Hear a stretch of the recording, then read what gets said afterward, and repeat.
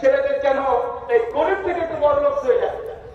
তার বিয়ে হয়নি সে কি একটু অর্ধেক সমাজ ইমানের ব্যাপারটি আপনার সাথে 334 আল্লাহ নবী পরিষ্কার বলছেন যে বিবাহ এটা দিনের মধ্যে নামাজ রোজা হজ যাকাত দান সাদকা সব একদিকে, আর বিয়ের পরে লাইফ যে করেছে তারপর যে এটা দিনের অর্ধেক। তার বিবাহ এটা অনেক গুরুত্বপূর্ণ, অর্জন করতে পারবেন না। এই জন্য জিয়ের এই জিহ্বা প্রয়োজন আছে না নাই? আছে না নাই?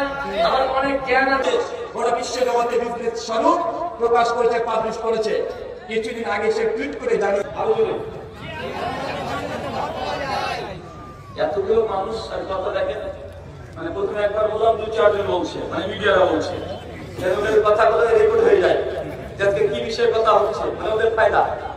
দ্বিতীয়বার বললাম এই বাম পাশের হাদিস 3 ওমর ইবনে খাত্তাব হাদিসে বুখারী 70 খানা মাথা একবার ছবল হবে 70 বছর ব্যথা, কই দেখা যায় না তো, কিছু দেখতে পাই না। ওকে এই কবরের আসাদটাকে আমি বিশ্বাস করতে পারি না।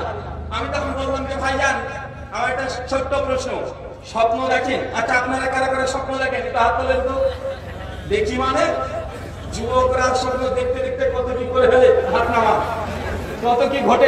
ছেলেদের কেন এই গরিব থেকে একটু বড় লোক হয়ে যায়? তার বিয়ে হয়নি সে কি